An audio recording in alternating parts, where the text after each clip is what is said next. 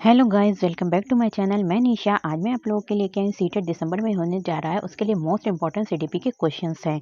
तो चलिए स्टार्ट करते हैं। जिन लोगों ने इससे पहले की वीडियोस नहीं देखी वो मेरे लिस्ट में जाकर देख सकते हैं। तो चलिए स्टार्ट करते हैं। मोस्ट इंपॉर्टेंट क्वेश्चन है और ये वो क्वेश्चन है जो एग्जाम में हमारे पूछे जा चुके हैं। ये सभी वो क्वेश्चन हैं।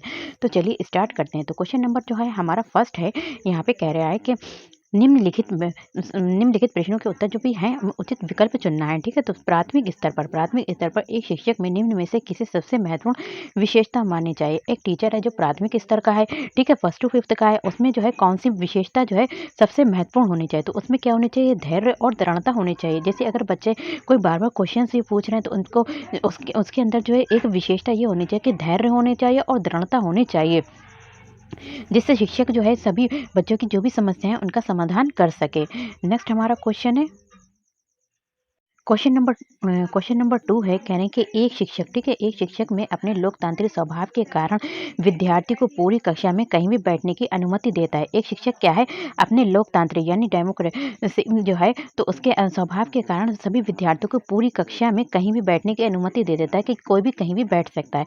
कुछ शिक्षार्थी एक साथ बैठते हैं, ठीक है, कुछ शिक्षार्थी क्या करते हैं, एक साथ बैठते हैं और चर्चा करते हैं। कुछ शिक्षार्थी जो होते हैं एक साथ बैठ जाते हैं और चर्चा करते हैं। कुछ शिक्षार्थी जो होते हैं समूह में बैठकर पठन करते हैं। कुछ चुपचाप बैठकर अपने आप पढ़ते हैं और कुछ जो होते हैं चुपचाप बैठकर पढ़ते हैं। देखिए, कुछ जो होते हैं वो समूह में बैठते हैं, कुछ अकेले बैठते हैं, कुछ दूसरों के साथ बैठते हैं, बैठकर अपने आप में पढ़ते हैं। एक अभिभावक जो है, जो पेरेंट्स हैं, ठीक है, अभिभावक को ये पसंद नहीं आता। तो इस स्थिति में से निपटने का निम्न में से कौन सा तरीका सबसे बेहतर हो सकता है। तो इसका सबसे जो बेहतर हो सकता है तरीका वो हमारा ये है कि अभिभावक, जो भी अभिभावक हैं उन्हें क्या करना चाहिए, अभिभावक को शिक्षक पर विश्वास व्यक्त करना चाहिए और शिक्षक के साथ समस्या पर चर्चा करनी चाहिए। उससे शिक्षक पर विश्वास भी रखना चाहिए और जो भी अगर उसे प्रॉब्लम हो रही है, ठीक है, अपने बच्चे को लेकर, तो उसके क्या करेगा, समस्या पे जो है बातचीत भी करना चाहिए।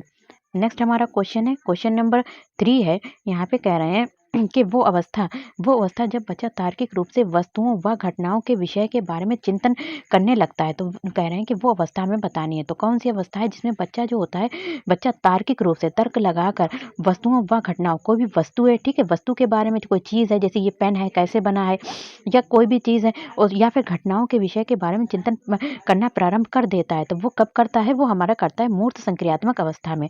तो जो मूर्त संक्रियात्मक अवस्था है वो बच्चे की, इसमें बच्चा जो होता है किसी वस्तु व घटना के विषय के बारे में क्या करना शुरू कर देता है, चिंतन प्रारंभ करता है। इस अवस्था का जो प्रसार है वो हमारी क्या होती है, ये अवस्था जो होती है वो हमारी कितनी होती है, 7 से 11 होती है। कितनी होती है, 7 से 11 वर्ष का जब बच्चा होता है, 7 से 11 वर्ष की आयु वाला बच्चा होता है, तो वो कौन सी अवस्था में होता है, वो हमारी मूर्त संक्रियात्मक अवस्था में होता है और वो किसी भी घटना या फिर वस्तु के बारे में तर्क लगा के सोचने लगता है। और ये सभी जो सिद्धांत मतलब दिए थे, अवस्थाएँ बताई थी, ये सभी अवस्थाएँ हमारी किसने बताई थी, पियाजे ने बताई थी। नेक्स्ट हमारा क्वेश्चन है, क्वेश्चन नंबर 4 है, कह रहे हैं कि मन का मानचित्रण संबंधित है। तो मन का जो मानचित्रण है, मानचित्रण संबंधित है। तो किससे है, मन का मानचित्रण जो है मन की क्रियाशीलता पर अनुसंधान से संबंधित है। किससे है, मन की क्रियाशीलता पर अनुसंधान से संबंधित है। इससे क्या होता है, अतः किसी कार्य को करने से पहले उसकी एक रूपरेखा मन में बना लेता है। इसमें जो होता है कोई व्यक्ति जो होता है, तो मन का मानचित्रण जो है हमारा संबंधित है मन की क्रियाशीलता पर अनुसंधान से। इसमें क्या करता है, जब हम किसी भी कार्य को करने से पहले बच्चा है कोई है, तो वो जो होता है क्या होता है, अपने मन में एक रूपरेखा बना लेता है, जिसको मन का मानचित्रण कहलाता है। नेक्स्ट हमारा क्वेश्चन है, क्वेश्चन नंबर 5 है। यहाँ पे कह रहे हैं कि विशेष रूप से प्राथमिक स्तर पर विद्यार्थियों के सीखने संबंधी समस्याओं को संबोधित करने का सबसे बेहतर तरीका है। कह रहे हैं कि यहाँ पे विशेष रूप से, यानी कि स्पेशल रूप से, विशेष रूप से प्राथमिक स्तर पर विद्यार्थियों की सीखने संबंधी समस्याओं को संबोधित करने का सबसे बेहतर तरीका कौन सा है। तो संबोधित करने का सबसे बेहतर जो तरीका है वो हमारा क्या है, क्षमता के अनुरूप विभिन्न शिक्षण पद्धतियों का प्रयोग करना है। ये नहीं कि सभी जितने भी 10 छात्र के साथ हम एक ही शिक्षण विधि का प्रयोग कर सकते हैं, तो नहीं, बल्कि अगर 10 छात्र हैं तो वो ये ज़रूरी नहीं कि वो एक ही विधि से सीखें। इसलिए हमें अलग अलग बच्चों के लिए अलग अलग विधियों का प्रयोग करना चाहिए। नेक्स्ट हमारा क्वेश्चन है, क्वेश्चन नंबर 6 है। यहाँ पे कह रहे हैं कि निम्न में से कौन-सा शिक्षार्थियों में सृजनात्मकता का पोषण करता है? तो निम्न में से इसमें 4 ऑप्शंस दिए दे रखे हैं। इसमें कह रहे हैं कि निम्न में से कौन-सा जो है ये शिक्षार्थियों में सृजनात्मकता यानी कि क्रिएटिविटी का पोषण करता है। तो क्रिएटिविटी का जो पोषण करता है वो कौन करता है कि वो हमारा करता है कि प्रत्येक शिक्षार्थी की अंतर्जात प्रतिभाओं का पोषण करने के अवसर उपलब्ध कराना।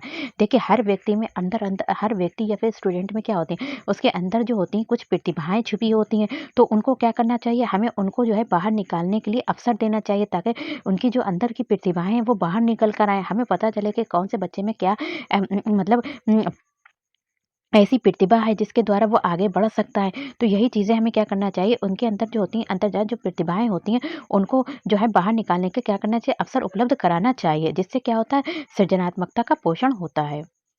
नेक्स्ट हमारा क्वेश्चन है, क्वेश्चन नंबर 7 है, कह रहे हैं कि पियाजे के अनुसार, यहाँ पे जो है पियाजे के अनुसार जो था, पियाजे के अनुसार निम्नलिखित में से कौन-सी अवस्था बच्चे कौन-सी अवस्था में, तो पियाजे के अनुसार निम्नलिखित में से कौन-सी अवस्था में बच्चा अमूर्त, तो देखिए मूर्त वाला जो था वो हमारी कौन-सी अवस्था थी, 7 से 11 थी। अब यहाँ पे आ गया अमूर्त। तो मूर्त होती हैं चीज़ें को देखकर सोचता है, लेकिन अमूर्त में क्या होता है, चीज़ों को बिना देखे ही उसके बारे में सोचता है। तो ब तो कह रहे हैं प्याजे के अनुसार निम्नलिखित में से कौन-सी अवस्था बच्चा अमूर्त संकल्पनाओं के विषय में तार्किक चिंतन करना प्रारंभ कर देता है। तो तार्किक चिंतन जब प्रारंभ कर देता है अमूर्त संकल्पनाओं के विषय में, तो वो काय में करता है, औपचारिक संक्रियात्मक अवस्था में। किसमें? औपचारिक संक्रियात्मक अवस्था में। जो हमारी अभी देखिए पहले हमने पढ़ी थी मूर्त संक्रियात्मक अवस्था, जो थी हमारी 7 से 11 थी। लेकिन क्या है, औपचारिक संक्रियात्मक अवस्था, इसका जो टाइम पीरियड है वो हमारा कितना है, 12 वर्ष से ऊपर है।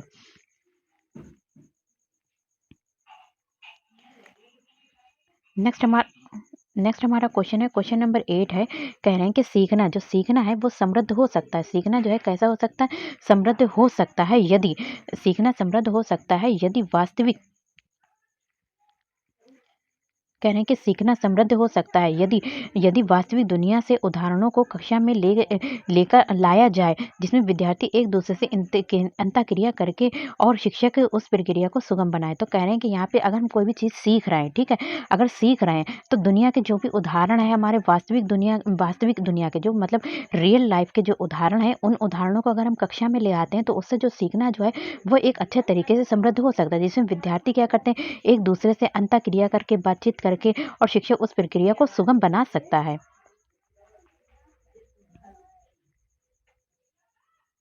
तथा इसमें क्या होता है, इसलिए अगर शिक्षक वास्तविक दुनिया के उदाहरणों को कक्षा में लाएगा और समझाएगा तो शिक्षार्थी भी समझने में आसानी से सरलता होगी।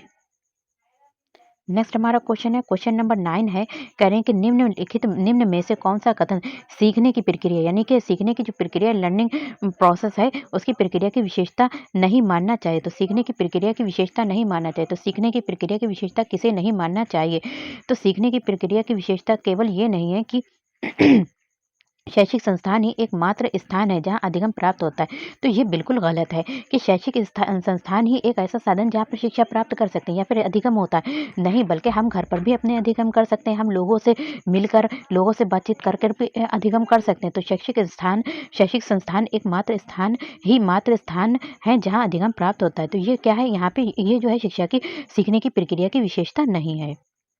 नेक्स्ट हमारा क्वेश्चन है, क्वेश्चन नंबर 10 है,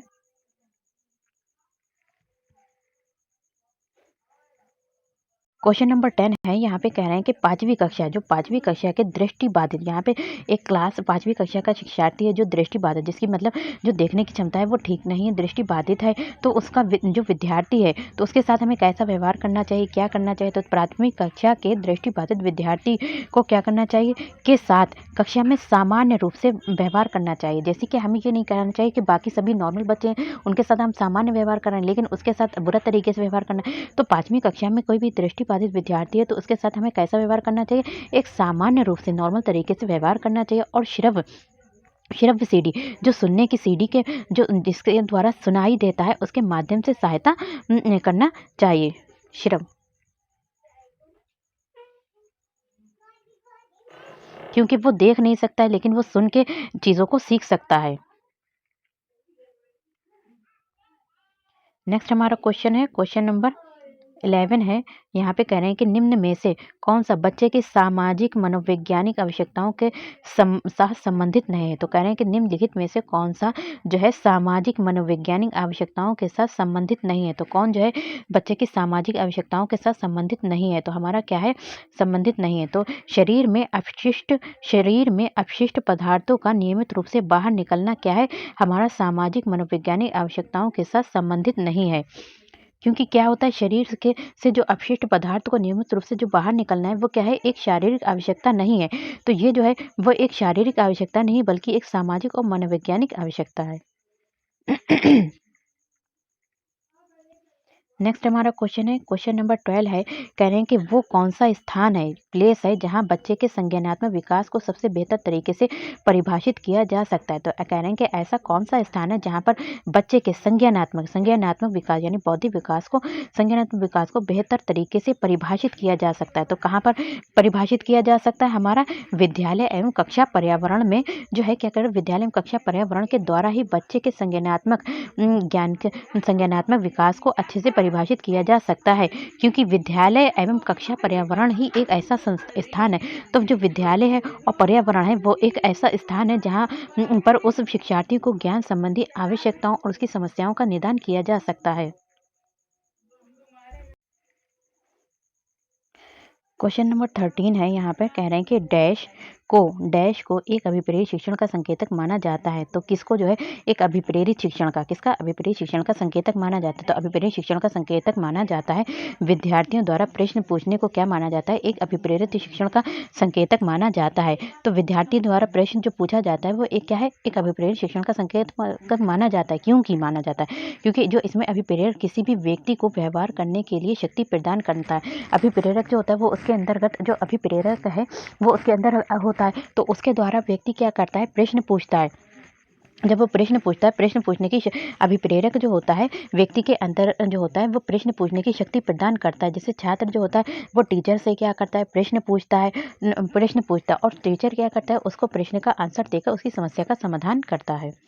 नेक्स्ट हमारा क्वेश्चन है क्वेश्चन नंबर 14 है कह रहे हैं कि निम्न में से कौन सा बुद्धिमान बच्चे का लक्षण नहीं है? तो बुद्धिमान अगर बच्चा जो है इंटेलिजेंट है तो उसका क्या है कहने कि जो बच्चा बुद्धिमान है उसका लक्षण नहीं है। तो उसमें लक्षण नहीं होगा।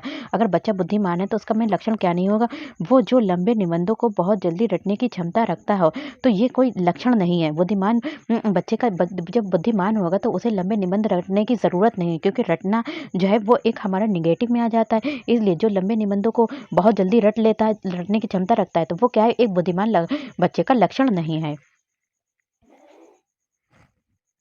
नेक्स्ट हमारा क्वेश्चन है क्वेश्चन नंबर 15 है कह रहे हैं कि बच्चे दुनिया के बारे में अपनी समझ का क्या करते हैं सृजन करते हैं। तो बच्चे दुनिया के बारे में अपनी समझ का सृजन करते हैं। इसका श्रेय किसको जाता है? तो इसका जो श्रेय जाता है वो हमारा किसे जाता है प्याजे को जाता है। किसे जाता है हमारा प्याजे को जाता है।